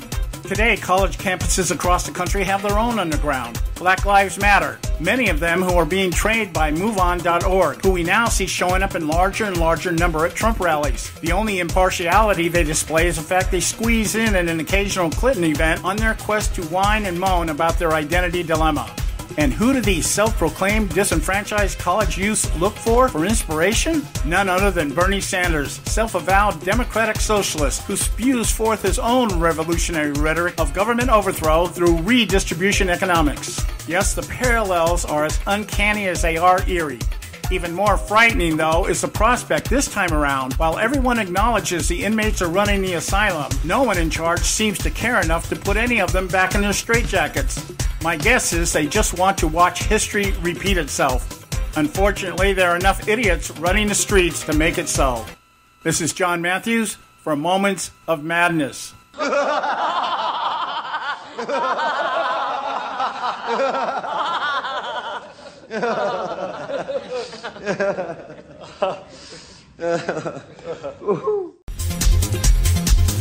You can catch all our archives at theconservativesyndicate.net. The Conservative Syndicate. Real conservative talk from real conservatives. Term life insurance. It can be a powerful way to protect your assets and your family. You work hard to earn and save your money to build a nest egg for the future. Don't let it get wiped out because you didn't plan ahead. Take the time now and make a small investment in $500,000 or more in quality term life insurance. Call the Term Lifeline and let us shop the best companies to give you the lowest rates. We specialize in policies of $500,000 and above. Ask about some of our 10 and 20-year fixed rate plans with guaranteed rates. Call the Term Lifeline right now for your free insurance quote. 800-870-3609. 800-870-3609. You owe it to yourself to protect your family and your assets. Make term life insurance part of that plan. Call the Term Lifeline right now. 800-870-3609. 800-870-3609. Hey folks, if you're like me, you don't place a whole lot of trust in today's media for the real truth and facts regarding the volatile world of finance and politics. When I want the real scoop on money, I go to the most trusted source I know, my good friend and colleague, Bob Cardoso. Bob is a noted expert with a PhD in international finance who airs his nationally known, globally syndicated show, Robert Cardoso Live, daily, Monday through Friday from 4 to 6 p.m. Pacific Time. With Bob, you'll get the right information at the right time from someone who knows his business and can help you make the right decision concerning yours. Again, Bob airs daily, Monday through Friday from 4 to 6 p.m. Pacific Time. Visit his website at robertcardosolive.com for information regarding stations and topics. That's robertcardosolive.com. Check Bob out. You'll be glad you did.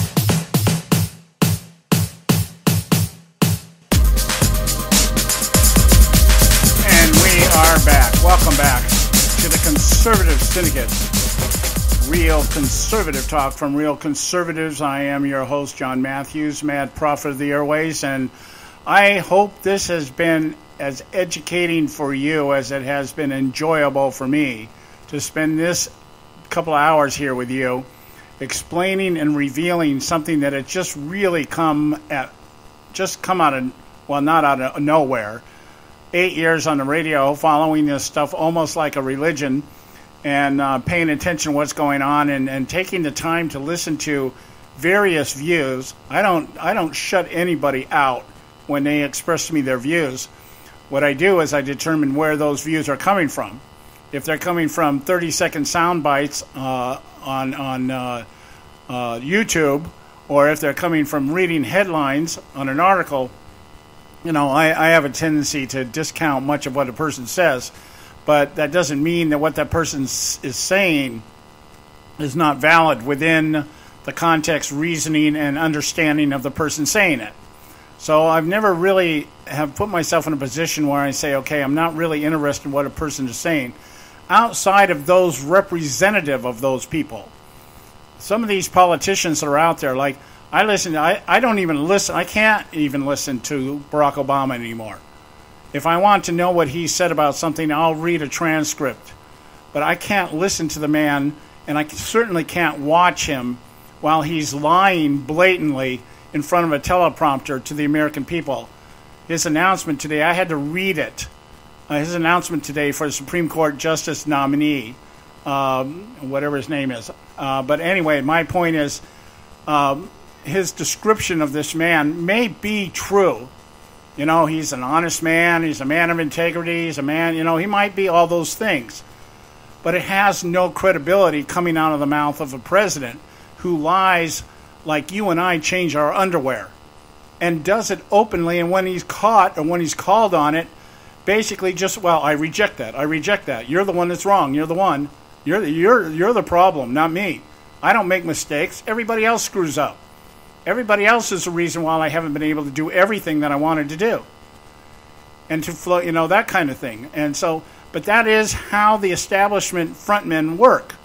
See, make no mistake about it. Barack Obama is not a politician per se. He is a frontman. He is a community organizer who has learned how to operate for special interests. That's what community organizers do. They operate on behalf of special interests. And those special interests might be nonprofits, they might be for-profits, but they are working for something like that. For instance, if you're out there organizing for benefits for people with blonde hair. Okay, people with blonde hair, we have determined, some study somewhere determined that people with blonde hair don't have the same intelligence quota as people with black hair. Okay, and I'm not making fun of people with blonde hair. I'm just pulling some things out of here. I'm making a hypothetical situation. All right? And the reason being is that we have made a study and we have determined that people with blonde hair are not as genetically attuned as people with black hair. And therefore, they're not quite as intelligent, and therefore, they don't have the same opportunity that people with black hair have. So we, as the government, will figure out how to dumb down the person with black hair so that they're on equal level with the person with blonde hair. We don't want to elevate the blonde hair person up. We want to put the black person, or the black-haired person down. Black-haired person. I'm not talking about black people, okay? Black hair. All right? And the purpose being, what does that do? Well, what it does is it exerts power and authority over the person with black hair, and it makes the person with blonde hair dependent on those who are usurping the authority over the person with black hair. That's what's going on here. And so that's what elites do. Their front men, community organizers, politicians, activists, all these people are simply pawns in the game, if I can use an old cliche. I'm just a pawn in the game of life, kind of thing. Oh, Mondo. Remember Mondo from Blazing Saddles? I don't know. I just pawn in the game of life. And all that's how it goes. So that's what we're trying to expose here. This is what Trump is doing. Again, I am not a Trump supporter. There's a lot of things about this guy I don't like. One of them is I believe he is just as establishment as anybody that he is up on his podium ridiculing. He's talking about the incompetent people in Washington. What he's talking about are the incompetent people that aren't doing their job for him, one of the establishment types, or may be doing their job. Trump, I think, is just running for president because he has nothing really better to do right now. What does a billionaire have to do every day but get up and check his bank account? So I think there's a lot of ego in this.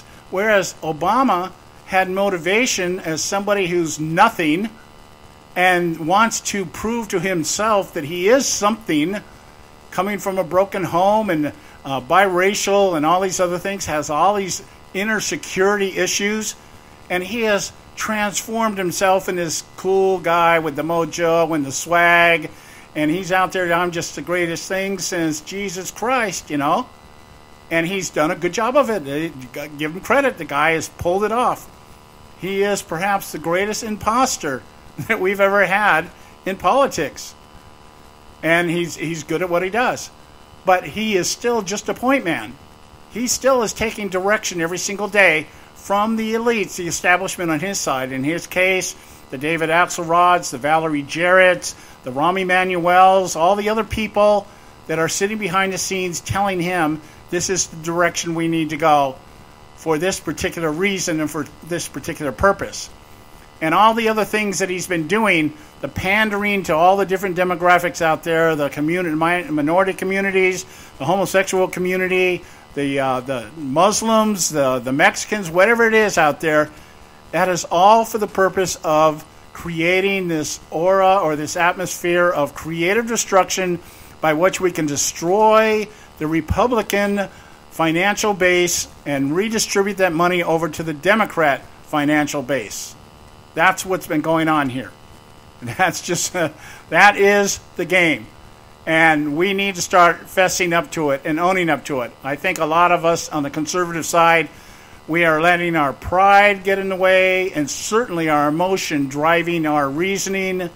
And so we're thinking, well, we cannot possibly have been this fooled for this long. I'm sorry, folks. We have been fooled this long. We have been fooled. We have been duped. We have been raped and murdered. And we're just now figuring it out. We're looking at the wounds. Where did these wounds come from? They're self-inflicted because we have bought into the narrative that the Republican Party was all about preserving our great republic when all it is about preserving the capitalistic aspect of a nation that functions on a capitalistic system of economy. That's what it's all about. And so when we hear all the narratives out there, the one thing we need to stay focused on is that what we have right now is a group of establishment elites that are petrified that they are about to lose everything that they have accumulated and amassed. If nothing else, it's going to be exposed, because somebody like Donald Trump is one of them and is playing the game outside the rules. He is the syndicate that has decided to go against the Don, and that's what's happening here. So, hey, we got another set, our last commercials here for the day, thank God. I know some of you are tired of commercials. We'll be back, but we do have to pay bills, you know. That's just the way it goes. We'll be right back. Stay with us right here at the Conservative Syndicate. You can catch all our archives at theconservativesyndicate.net. The Conservative Syndicate. Real conservative talk from real conservatives. Prices are for base buildings only. May not be available in some areas.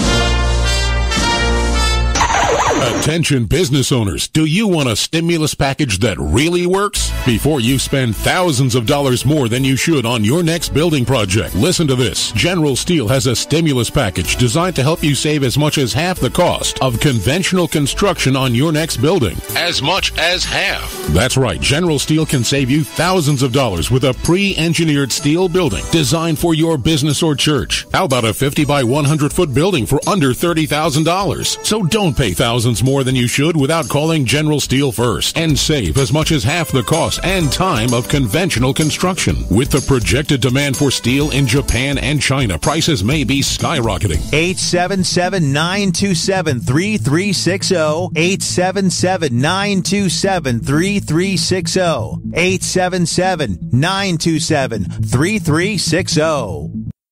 Hey folks, if you're like me, you don't place a whole lot of trust in today's media for the real truth and facts regarding the volatile world of finance and politics.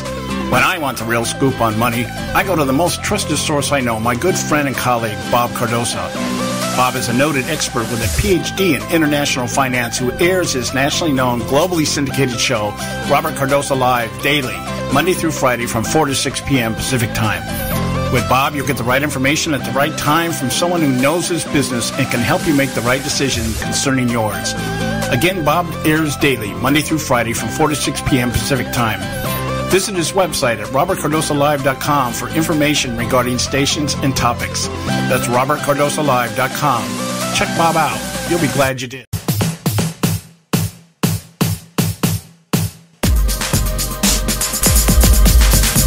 And we're back. You're listening to the Conservative Syndicate, real conservative talk from real conservatives. I am your host, John Matthews, on a mission from God, and that mission is to tear down the imaginary wall of separation between church and state. We do that on this show by exposing the lameness of the leftist agenda and preaching what we call the conservative gospel. Now, I've been ranting all day. I guess some people would call it a rant. I've been explaining, educating, informing, and engaging you, my audience, as to what is actually going on here in terms of this particular primary season, but it's actually been going on for probably more primary seasons than most of us would care to admit.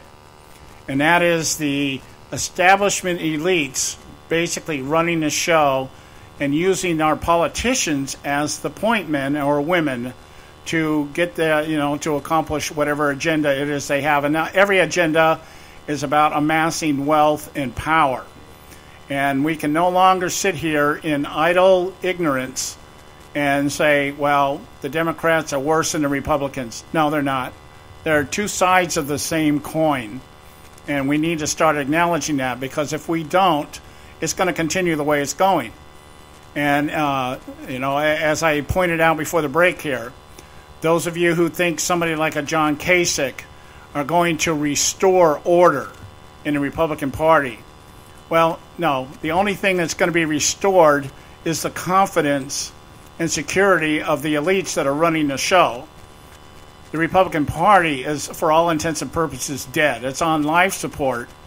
And and you think for 1 minute that if John Kasich gets elected, that somehow We're gonna have the Coulter theorem here, that if John Kasich, a moderate at best, and somebody who himself thinks he's a good choice between Hillary Clinton and Bernie Sanders, here's an analogy for you, his own words, that guy is going to be the one that's going to bring order back to the Republican Party, that the Freedom Caucus and people like myself are just going to fall in line and say, oh yeah, that's the way, okay, we lost the election, that's the way it is.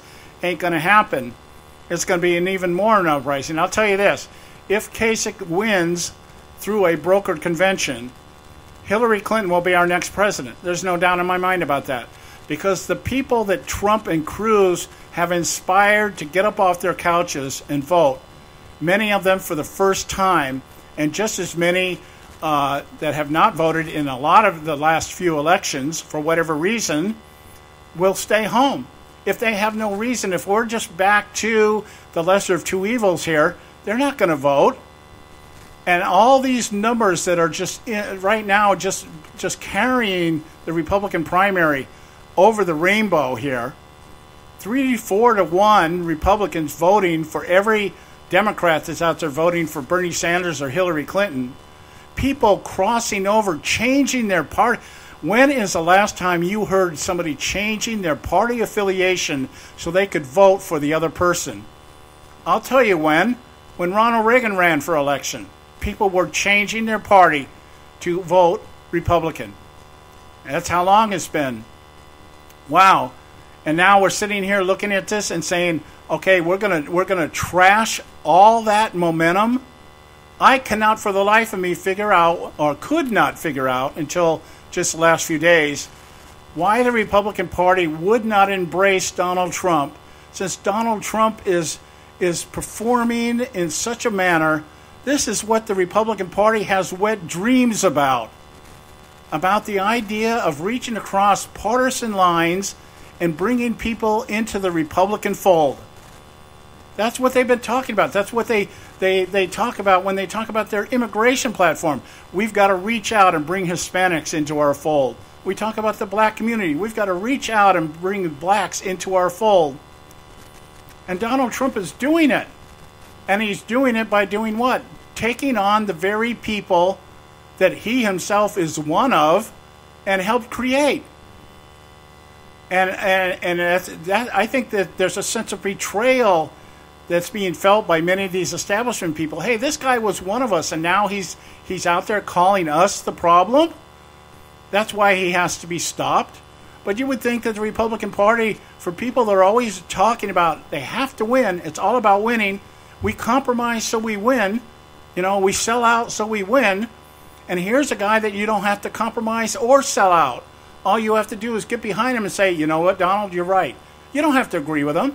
Because I just about would bet that if the Republican Party, if the elites and the establishment sat down with Donald Trump, the great deal maker, the guy that tells us he's going to make so many deals our heads are going to spin, if they sat down with him and said, you know what, Donald, this is what we'll do.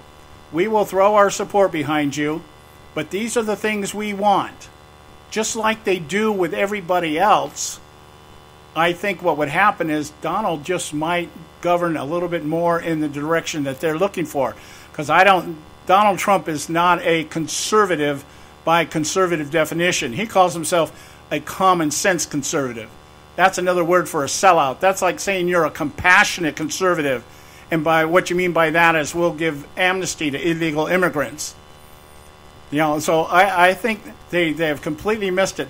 They think that Donald Trump, because of his language and his demeanor and his body language and all of the way he approaches things and the way he talks about things, they are in fear for their life that he's going to one day come out and say, I'm going to start naming names of all the people here that have been screwing this country up under the guise of being conservative Republicans.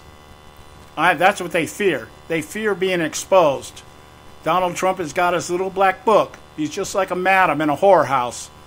And he's got his little black book. And he's got all the names of all these people. He's friends with everybody, right? He's made deals with all of them. I've got friends in the Democrat Party, the Independent Party, the Libertarian Party, the Republican Party. I've got friends in Russia. I've got friends in China. I got friends, I got hotels everywhere. Hey, I own property in half the countries that I'm saying here we should blow to hell. Okay, so That's what they're afraid of. A guy that doesn't have or doesn't feel the need to be discreet about who he's playing the games with, they're fearful of being exposed. And I think that's what is troubling them the most. Having identified that, now they're coming out at him and they don't know how they're going to do it. The end game here, the last shot, the Hail Mary, whatever you want to call it, is getting this thing to a broker convention where they can pick somebody like Kasich. I was in my mind just floating. I heard today that John Boehner, remember that guy? Recommended or nominated Paul Ryan as the president at a broker convention. Paul Ryan's out there telling everybody, I won't run. This is not going to be a broker convention. Yeah, right. Well, if it is, what are you going to do, Paul Ryan? As one of the people who believe that you fall in line and you follow where the leadership dictates, and the leadership not being, you're a Speaker of the House, but you're going to line up with whoever those people are behind you that have got money bet on you, that you're going to be doing something for them, or the people that you're leading are going to be doing something for them. A Ryan Kasich ticket. That's one of the things that's being floated out there. How about a Romney Kasich ticket? Romney, I'm not announcing, I'm not going to run for office. But what we're hearing here is that the Republican elites are now talking about a third-party candidacy. Wow. Wasn't it 6 months ago that was the big thing? Donald Trump would run third party if he didn't get the nomination. Now it looks like he may get the nomination, and they're talking about going third party. Boy, what a change in attitude. What a change! What a paradigm shift in a matter of 6 months. Decades of doing things the way you're doing it. Now all of a sudden you're just going to shift gears and go the opposite direction, and you'll kill off what's remain. Whatever you'll cut that life support system the Republican Party's on right now for the purpose of protecting your own asses. Give me a break. But that's what they're talking about. Some people are talking about a Kasich-Rubio ticket. As I said, Rubio suspended his campaign. He still has those delegates. Those delegates aren't going anywhere unless he releases them. That could be used to leverage at a convention. Hey, yeah, I know you guys are pissed at me because I don't like Jeb or I turned on Jeb, but you know what? I can unify. I can bring the Hispanic vote in. I can do that. I can trump that Hillary card out there. Throw me in the ticket here. Throw me in the mix. How about here, the dark horse, a Kasich-Bush ticket? Yeah, why would you put it that way? Well, Bush lost, so he's not going to be the front guy, but he might be able to garner enough support among the elites if a Kasich-Bush ticket was out there. Jeb Bush is VP, John Kasich is president. It could work. Any one of those combinations, I think, is what the Republican establishment is looking at right now. Not so much the Republican Party, the Republican establishment. I'll leave you with this thought here for today. The Republican establishment do not hold any political positions. They are not elected. They are not sitting in positions of power out where everybody can see them. The Republican establishment are the people behind the scenes, the pollsters, the fundraisers, the special interest people, the lobbyists. That is your Republican establishment. Everybody else is replaceable. Everybody else is dispensable. As we're seeing here right now, they're willing to sacrifice and kill the entire party to protect their own assets and the power that they've amassed. We're done for today. We'll be back tomorrow. I'm going to continue on this probably all week because I'm going to get this out there and in such a way that you will understand it, that you will be able to recite it in your sleep and be able to share it with those people out there who need to know exactly what's going on. So I thank you for your loyalty, for listening today. I hope you tune in tomorrow. We're going to continue this. In the meantime, take time to visit our website, theconservativesyndicate.net. And we so love you and appreciate your loyalty to us and our show. God bless you. We will be back tomorrow. Have a good evening. And just remember, folks, it doesn't matter how many times you get up or get knocked down. It only matters how many times you get up. God bless you. We will talk to you tomorrow. Thanks for tuning tuning in to this edition of the Conservative Syndicate, the globally syndicated, politically incorrect talk show that seeks to tear down the imaginary wall of separation between church and state. We want to make you aware you can find and access all of our show archives at our website, theconservativesyndicate.net, as well as our broadcast stations and times. That's the conservativesyndicate.net. We so appreciate you taking time to tune in, and we so look forward to continuing to bring you the best and uncompromised talk radio available on the net today. And remember, folks, it doesn't matter how many times you get knocked down in life. It only matters how many times you get up. I'm John Matthews, signing off until next time, right here on the Conservative Syndicate. God bless you, and may God continue to bless America.